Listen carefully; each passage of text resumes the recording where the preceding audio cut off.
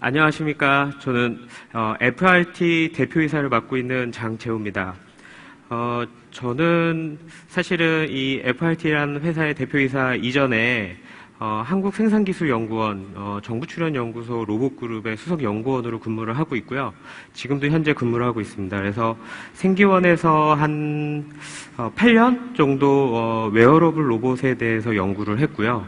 지금은 이제 겸직 허가를 받아서 이 FRT라는 회사를 만들어가지고 대표이사도 같이 겸하고 있는데요.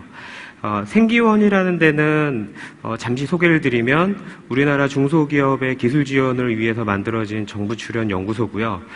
각 지역마다 지역 본부가 있어서 그 지역에 있는 기업의 기술 지원하고 뭐 기술 이전이나 이런 것들을 지원해주는 미션을 받은 정부 출연 연구소입니다. 제가 생기원에서 웨어러블 로봇이라는 거를 연구를 하고 그 결과물을 가지고 중소기업의 기술 이전을 하려고 굉장히 많은 노력을 했는데 웨어러블 로봇이라는 게 아직 시장이 없는 그런 아이템입니다. 그래서 조그만한 중소기업들이 상품화에 도전하기는 좀 리스크가 굉장히 크고요. 그래서 이제 주로 대기업들하고 정부 과제도 많이 하면서 상품화를 위해서 노력을 했는데 그 대기업마저도 이 시장이 없다는 이유로 상품화에 좀 많이 주저를 했습니다. 그래서 제가 과감하게 그러면 만든 어떤 기술을 가지고 창업을 도전을 해보자라고 해서 만든 게 이제 이 FRT라는 회사고요. 그래서 본 발표를 통해서 제가 국내외 웨어러블 로봇에 대한 기술 개발 현황이라든지 제품 출시 현황, 그리고 기술 개발했던 스토리, 그리고 저희 회사의 사업 아이템, 그리고 뭐 창업에 대한 간략한 이야기를 드리도록 하겠습니다. 웨어러블 로봇에 대해서 설명할 때 항상 제일 먼저 트는 동영상인데요. 보시는 게 아이언맨입니다. 여기 아이언맨은 사람이 로봇을 입게 되면 날기도 하고 힘도 엄청 세지고 빠르고 또 많은 인지를 하게 됩니다. 그래서 이 웨어러블 로봇이라는 게 이런 기계를 입게 되면 사람의 능력을 증폭시켜준다라는 의미에서의 웨어러블 로봇이고 특히 지금 여기 있는 영화들은 전부 다 이제 미국 영화인데 주로 이제 미국에서는 이 웨어러블 로봇을 국방 쪽에서 사용하기 위해서 오랫동안 연구를 했습니다. 그래서 뭐 미국 영화도 주로 이제 이런 전투나 이런 거에 의해서 많이 소개를 하고 있고요. 그리고 여기 나오는 이런 영화의 내용은 지금 현실 내용하고는 많이 동떨어진 먼 미래의 얘기고 지금 이제 요 뒤에부터는 이제 현실에 관한 얘기를 이제 드리도록 하겠습니다. 그리고 저는 어쨌든 로봇 공학자로서 로봇에 대해서 다시 한번 말씀을 드리면 저는 이제 요 4차 산업혁명에 대한 뭐 자세한 정의나 내용은 잘 모르지만 여태까지 로봇을 연구했던 사람으로서 로봇의 정의는 저희 로봇 공학자들이 얘기하는 정의는 스스로 인지하고 판단하고 행동하는 걸 로봇이라고 합니다. 아주 과거에는 프로그램 가능한 기계를 로봇이라고 했는데요. 최근에는 이제 그 세 가지 인지, 판단, 행동 요 세 개를 해야 로봇이라고 얘기를 하고 있고요.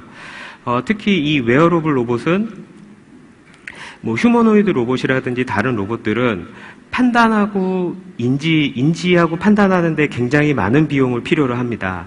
사람은 쉽게 눈을 보고 인식하고 판단할 수 있지만 로봇을 그건 하기 위해서 아주 비싼 센서와 많은 데이터베이스, 빅데이터 뭐 이런 것들을 요구를 하는데 사람은 쉽게 이제 판단하고 하죠. 그리고 이제 행동을 하게 되는데 우리가 생각하는 이제 얘기하는 이제 그 세 개가 돼야 이제 로봇이라고 얘기를 합니다. 근데 이 웨어러블 로봇은 그런 것들이 굉장히 많은 비용이 들어가기 때문에 로봇이 실제로 산업 현장에 쓰이는 데는 굉장히 어려움이 있다. 그래서 아직까지 제품화는 좀 멀다라고 많은 사람들이 말씀을 하시는데 웨어러블 로봇은 그 앞에 어떤 인지하고 판단하는 거는 사람이 하고 로봇은 단지 사람의 의도만 인식을 하고 그 의도에 의해서 판단하고 움직입니다. 그러면 그 두 개의 장점이 융합돼서 아주 싸게 어떤 작업을 할 수 있게 해주는 로봇으로서 휴머노이드로 가기 위한 지금 산업용 로봇에서 휴머노이드로 가기 위한 중간 단계라고 이렇게 보시면 될 것 같습니다. 네, 그래서 보시는 것처럼 과거 일본이나 미국에서 국방 의료 분야로 굉장히 많은 연구가 진행되고 있고요. 보시는 것 같은 연구가 진행되고 있고, 요건 이제 좀 오래된 자료라서 하는데, 한 20년 이상 미국에서는 아직까지도 엄청나게 많은 돈을 들여서 연구를 하고 있고, 특히 국방 쪽에서 기술을 철저하게 보호한 상태에서 연구를 계속하고 있습니다. 그래서 이 웨어러블 로봇의 그 응용 분야별로 이렇게 좀 나눠보면요. 군사산업용, 그래서 아까 말씀드린 것 같이 군사 쪽은 주로 이제 미국에서 계속해 기술 개발을 많이 하고 있고요. 산업용으로는 이제 일본, 그 다음에 우리나라들이 이제 주로 기술 개발을 하고 있고, 이제 많은 지금 제품이 나오고 있는데, 재활이나 일상생활용으로는 미국, 유럽, 일본 등이 기술 개발을 하고 있습니다. 지금 제품화된 것들은 거의 대부분이 재활용으로 제품화가 많이 되어 있습니다. 그거는 이제 뒤쪽에서 다시 말씀을 드리도록 하겠습니다. 그래서 엑소스켈레톤 리포트라는 온라인 저널이 있는데, 여기에서 작년에 12개 상용화된 엑소스켈레톤 모델에 대한 보고가 있었고, 그것에 대한 내용을 말씀을 드리도록 하겠습니다. 이건 이제 리웍, 이스라엘에 있는 회사인데, 가장 오래된, 가장 먼저 제품을 출시한 이제 재활용 외골격 회사입니다. 여기 그림에서 보시는 것 같이, 하지 마비 환자, 그러니까 아예 하지를 쓰지 못하는 그런 환자들이 이 로봇을 입고 걸을 수 있다는 이제 기능을 갖는 로봇인데, 보시는 것처럼, 이 로봇은, 사람의 하지를 이렇게 잡고, 보행 패턴을 만들어주고요.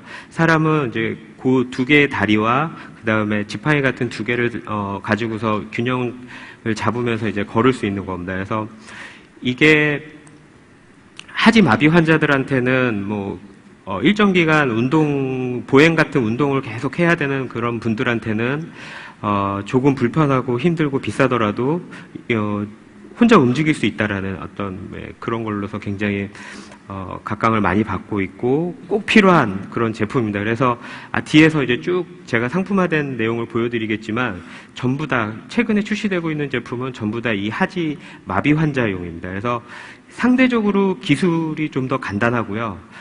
더 힘든 거는 사실은 일반인들용이에요. 그래서 마비 환자들은 좀 이게 불편하고 걷는 패턴이 이상하다 하더라도 자기의 어떤 핸디캡을 보완하기 위해서 얘를 꼭 쓰게 되는데, 일반인들은 내 동작을 방해하게 되면 바로 이렇게 벗어던지죠. 그래서 특히 이제 국방이라든지 산업용 이런 데서는 이거와 다르게 좀 더 높은 기술력을 요하고 있습니다. 그래서 아직까지 제품화된 거는 별로 없고요.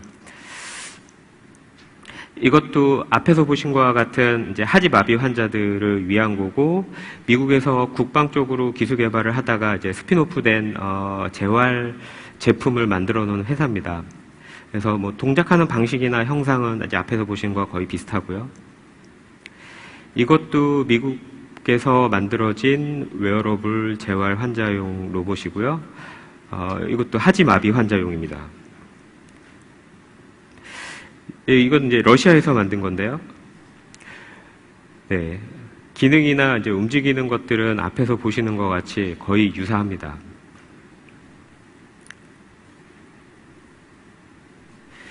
예, 요거는 이제 약간, 이것도 재활 환자용이긴 한데, 구동 방식이 약간 틀린 게, 앞에 거는 사람이, 다리를 보행 패턴을 만들어주고, 두 팔로 짚고 있는, 지팡이로서 이제 균형을 잡아가면서 걷게 되는데, 이 로봇은, 로봇 스스로 균형을 잡고 보행을 합니다. 그래서 사람이 거의 로봇에 이제 실려간다고 보시면 될 것 같고, 앞에서 그림에서 보시는 것처럼 앞에 있는 조이스틱을 이제 조정을 해서 계단도 올라가고 의자에도 앉고 일어서고 걷고, 예, 그런 이제 기능이고, 기술적으로는 이제 앞에서 보신 것보다 이제 굉장히 많이 발달된 거라고 얘기를 할 수 있고, 그래서 그런지 가격도 가장 비쌉니다. 요거는 좀 오래전에 개발된 건데, 이제 이거는 이제 로봇을 입고 멀리 이렇게 이동하는 게 아니고 병원 내에서 하지 마비 환자들을 훈련시켜주는 그런 로봇으로서, 보시는 것처럼 이렇게 그런 트레드 밀을 위해서 이제 다리를 붙잡고 보행 패턴을 만들어줘서 훈련하는 그런 로봇입니다. 로봇이라기보다는 좀 의료기기에 가깝다고 보시면 될 것 같고요. 이거는 이제 유명한 일본의 하리라는 회사에서 만든 사이버다이라는 회사에서 만든 하리입니다. 이 로봇은 앞에서 보신 거와는 좀 다르게 정상인들, 특히 이제 노약자들을 위해서 만들었고요. 그래서 이제 센싱 방법이라든지 뭐 제어 방법 이런 것들이 앞에서 보는 거와 약간 차이가 있고요. 정상인이다 보니까 뭐 지팡이나 이런 거를 들고 있진 않죠. 그래서 이 회사 같은 경우에는 작년에 한 매출 100억 정도가 잘 안 됩니다. 안 되는데 지금 자산 가치는 한 3조 정도 된다고 이렇게 얘기가 되고 있고요. 대부분 이제 정부 보조금을 받아서 운영이 되고 있습니다. 여기서 보시는 거는 혼다에서 만든 자동차 제조업 현장에서 사용되는 와드라는 이제 외골격 로봇이고, 혼다에서는 이 아시모 기술을 활용을 해서 이런 보행이나 뭐 작업에 좀 도움되는 로봇을 만들어서 했다고 하고, 이것도 이제 비슷한 걸로 프랑스에서 만든 외골격 로봇입니다. 그래서 보신 것 같은 형상을 하고 있고, 저걸 이제 사람이 입고 무거운 걸 로봇 앞에다가 이제 싣고 가게 되면 그 짐의 무게를 느끼지 않고 움직인다라는 이제 개념으로 발표를 한 로봇입니다. 여기 동영상 좀 플레이 부탁드립니다. 여기서 보시는 거는 이제 대우조선해양인데, 지금은 대우조선해양이 사세가 좀 꺾여서 그렇긴 한데, 한 3, 4년 전만 해도 이 외골격 로봇에 대해서 굉장히, 개발 의지가 강했고요. 여기서 보시는 게, 야드, 그러니까 조선업 현장에서 무거운 그 쇠 조각들을 이동해서 이제 용접해서 이제 배를 만드는데, 거기에서 이제 작업자들이 무거운 조각을 쉽게 움직일 수 있게 해주는 이제 그런 도와주는 로봇이고요. 이거를 위에 달려있는 작업 모듈은 대우조선해양에서 만들고, 저 밑에 달려있는 거는 저희 생교원에서 기술 이전을 해서 저 시제품을 만들었고요. 유럽 쪽에 대우조선해양이 굉장히 홍보를 많이 했더라고요. 그래서 리포트에는 이제 상용화된 걸로 나와 있고요. 이건 보시는 건 미국의 로키드 마틴에서 국방 쪽 기술 개발을 하다가 국방 쪽이 뭐 잘 안 되는지 이게 계속, 아니면 미국은 국방 쪽으로 하면서 나온 기술들을 중간중간 민간으로 스피노프해서 상용화를 많이 합니다. 그래서 이것도 그래서 보시는 것처럼 이런 그 그라인딩이나 무슨 이제 작업자들이 무거운 짐을 들고 무거운 공구를 들고 작업할 때 생기는 근골격 질환이라든지 이런 걸 방지하기 위해서 만든 로봇이라기보다는 이건 좀 이제 디바이스에 가깝다라고 보시면 될 것 같고요. 그리고 마지막은 굉장히 흥미로운 건데, 여태까지 이제 산업용 재활, 국방 이렇게 한 개가 분야가 정해져 있었는데, 이것도 이제 웨어러블 디바이스라고 이제 볼 수 있는 가깝은데, 스키를 타보시면 알겠지만, 이제 스키 탈 때, 체중을 이제 지면에 싣게 되는데, 그때 무릎에 굉장히 많은, 힘을 필요로 합니다. 근데, 요 디바이스를 장착을 하고 스키를 타게 되면, 이 스키 타는 사람은 내가 무릎에 많은 힘을 안 줘도 그냥 앉기만 하면 그게 자동으로 힘이 전달돼서 바닥에, 그래서 쉽게 스키를 탈 수 있게 도와주는 이렇게 디바이스고, 그래서 지금 전 세계적으로도 이런 없는 시장을 만들기 위해서 여러 분야로 응용하면서 굉장히 많은 노력을 하고 있다라는 거를 이 리포트를 통해서 알 수가 있었고요. 그래서 앞에서 보신 것과 같이 웨어러블 로봇은 여기 뭐 그 시장 조사 저널인데요. 뭐 많게는 연 100% 이상씩 확대를 할 거다. 지금은 물론 시장이 작지만 그렇게 이제 분석이 되고 있고요. 여기 보시는 게 실제로 판매돼서 매출 자료가 발생하고 있는 로봇 종류입니다. 그래서 거의 대부분은 사실은 미국의 국방 쪽에서 생기고 있는 매출이고요. 이건 실제로 판매되고 있는 건 아니고, 미국 국방부에다가 이제 저희는 자세한 정보는 모르겠지만 어쨌든 국방부에다가 시험 평가 시제품용으로 계속 사서 시험 테스트하고 있는 걸로 알고 있고, 제품은 많이 있지만 실제로 매출은 별로 일어나지 않는 것들이 이제 재활 쪽, 왜냐하면 하지마비 환자들이 그렇게 많지는 않아서요. 예, 이게 이제 지금 전 세계에 상품화되고 있는 현황이고요. 저희도 이제 만들어진 그런 이제 웨어러블 로봇 가지고 어떻게 시장을 만들어 볼까라는 이제 생각을 하다가 이 소방관용이라는 걸 생각을 했습니다. 외국에서는 이 웨어러블 로봇을 어떻게 시장 창출에 활용을 할까라고 생각을 해봤더니 미국은 국방, 그 다음에 일본은 보건, 그러니까 고령화가 빨리 되니까 이제 복지 쪽에 이제 활용을 해서 정부가 공공 분야를 통해서 주도하면서 시장을 만들어 가더라라는 겁니다. 그래서 우리도 좀 활용할 수 있는 공공 분야가 뭐가 있을까라고 이제 고민을 하다가 몇 년 전에 부산 해운대에 고층 아파트 사고가 일어났을 때 어떤 일이 있었냐면 소방관들이 그런 고층 아파트 또는 빌딩에 사고가 일어나면 여기 보시는 것 같은 공기호흡기라는 거를 메고 올라갑니다. 근데 그 공기호흡기 하나가 한 15kg 정도 되는데요. 그걸 메고 올라가면 한 30분 정도밖에 못 합니다. 그래서 실제로 한 20층에서 30층으로 올라가면 이 공기호흡기가 다 떨어져서 만약에 그 위에 화재가 일어나면 더 이상 인명구조 못하고 다시 내려오게 됩니다.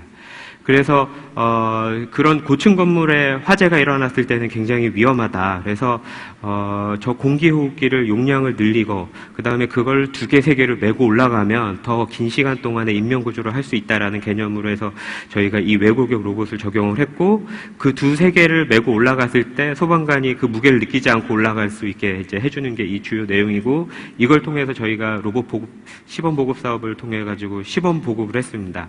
그래서 요거는 이제 생기온에서 기술 개발한 스토리인데 저 마지막에 보시는 게 이제 하이퍼 3.5라는 거를 만들었고 이거는 이제 한 대당 제작 비용이 한 1억 5천 되는 굉장히 이제 비싼 건데 거기에서 기능을 막 줄여가지고 싼 가격에 만들 수 있는 로봇을 만들어서 이런 이제 중장기 시장 전략을 해서 저희 FRT의 사업화 전략을 만들었고요.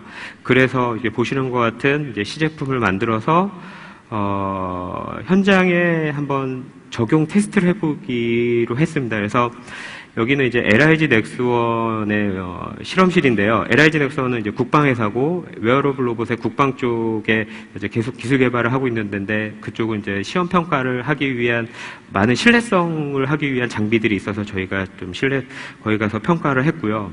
여기에서 이제 문제가 없다라는 결과를 얻고 경북 소방학교에 가서 현장 소방관들의 대상으로 실제로 이제 실험을 했고, 이분들은 뭐 이거에 대해서 전혀 모르고 이제 한 번도 해본 적이 없는 그런 분들이고, 여기 보시면 이제 이렇게 계단을 올라갈 수 있고, 저기에 이제 무거운, 짐을 저희가 쇳덩어리를 달았습니다. 그래서 그거 올라갈 때 좀 도움이 되느냐 이런 것들을 여쭤봤고, 걷는 게 지금은 좀 불편하긴 한데, 이걸 좀 많이 입으면 또 이제 편안해집니다. 그래서 여기에서 나온 의견을 이제 저희는 좋을 거라고 생각을 했는데 굉장히 많은, 안 좋은 소리 많이 들었고요. 그래도 여기 현장에 이제 있는 분들한테 시험 평가했다라는 게 굉장한 큰 의의가 있고, 실제로 소방에 관련된 아이템을 많은 회사나 뭐 이런 것들을 만드는데 현장에서 이렇게 테스트하기가 굉장히 어렵습니다. 그래서 그런데도 이렇게 했다라는 건 저희한테 큰 성과다라고 생각을 하고 거기서 나온 의견들을 다시 한번 피드백 받아서 보시는 것과 같은 이제 로봇을 수정해서 출시를 할 예정에 있습니다. 이 제품은 이달 말에 웨어러블 산업전이라는 데 통해서 이제 출시를 할 예정이고 가격은 한 5천만 원. 그래서 뭐 얼마나 팔릴지는 모르겠지만 일단 주문 제작 형태로 저희가 판매를 할 예정입니다. 예, 여기까지가 이제 저희 뭐 회사에 대한 소개까지 있었고요. 이제 마지막으로 하나 말씀을 드리고 싶은 게 저는 이제 정부 출연 연구소에서 기술 개발을 하고 그 다음에 이제 사업이라는 거를 하면서 어떤 컨셉 연구부터 시작해서 제품화까지 다 경험을 해봤다라고 자부를 할 수 있는데 저희 이제 공학도 중에 창업을 준비하시는 분들이 굉장히 많이 있는데 그런 분들에게 좀 전하고 싶은 말씀이 있어서 마지막으로 한마디 말씀을 드리면 보통 내가 좋은 기술을 만들면 이게 시장에 적용이 되고 많은 사람들이 살 거다라고 생각을 합니다. 저희 공학자들은.